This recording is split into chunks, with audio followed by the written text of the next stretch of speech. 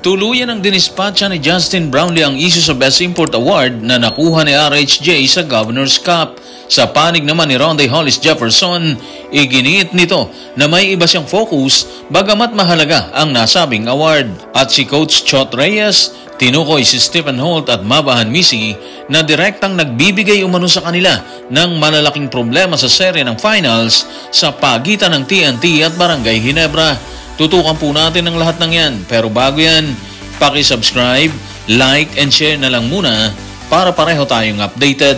Tuluyan ang tinuldukan ni Justin Brownlee ang usap-usapan tungkol sa natamong pagkatalo sa Best Import Award na nakuha ni Ronday Hollis Jefferson ng TNT.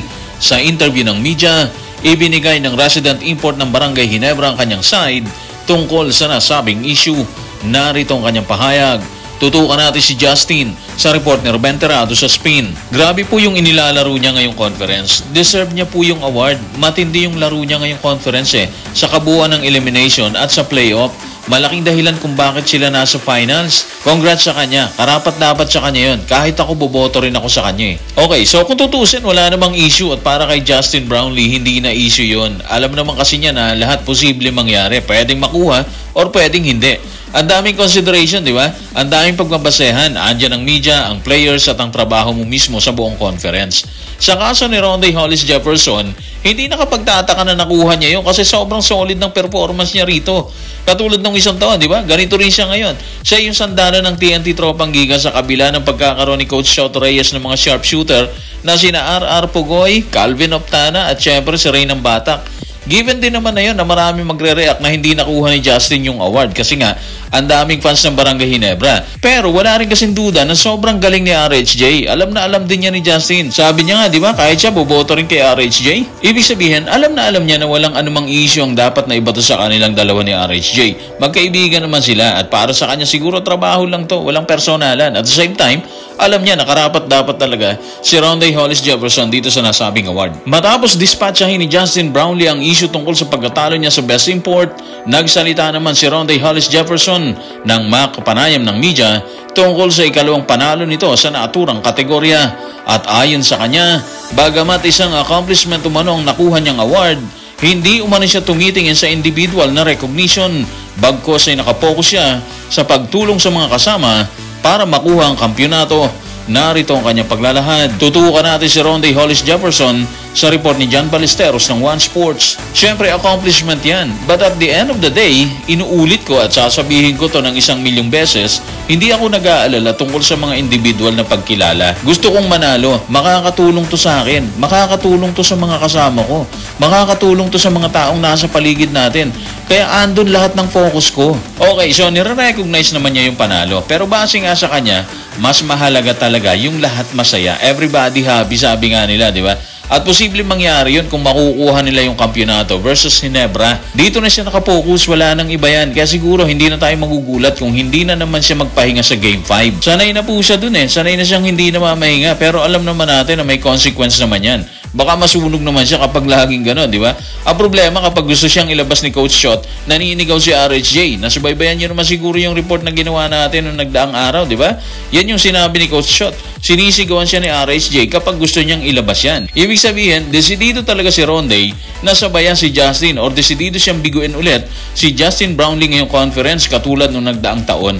Bigurin ng Ginebra sa TNT. Tapos parang hindi pa rin siya nakakamove on sa pagkatalo ng Jordan sa Gilas kung saan siya yung naturalized player ng Jordan sa ginanap na Asian Games. Minsan na kasi niya sinabi na hindi niya nalilimutan yung bakbakan nila doon. So dito pa lang talaga masasabi na natin na maiinit ang makikita pa nating bakbakan sa TNT at sa Ginebra. Pray lang siguro ang TNT fans na sana hindi masunog si RSJ sa malimit na 48 minutes niyang itinatagal sa court.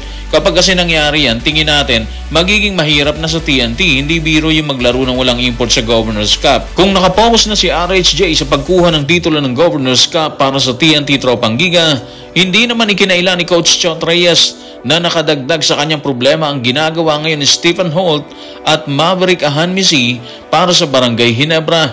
Ayon sa kanya, hindi na nakakagulat ang ipinapakita ni Justin Brownlee, Japet Aguilar at Scotty Thompson, pero kakaiba umano ang dalawang nabanggit. Narito ang kanyang pasabog. Tutukan natin si Coach Chot Sa report ni John Ballesteros ng One Sports, si Holt ang dumidepensa kay RSJ sa buong laro at nakaka-score pa rin siya.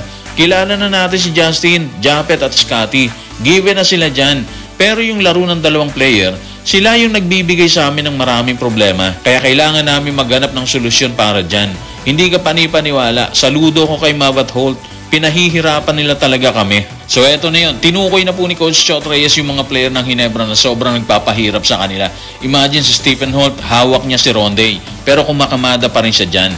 Nung Game 4, nag-turnover si RHJ ng 5 beses. Nakakuha naman ng 5 beses din na steal si Stephen Holt. Ibig sabihin, effective talaga si Holt para kay RHJ. Nagagawa niya yung lahat Depensa at opensa kahit sobrang hirap hawakan ng best import ng TNT Tropang Giga. Nung Game 4, kumamada si Holt ng 18 points, 3 rebounds, 2 assists at 5 steals, di ba? Ang laki niyan, partida pa yan, pagod pa siya kay RHJ.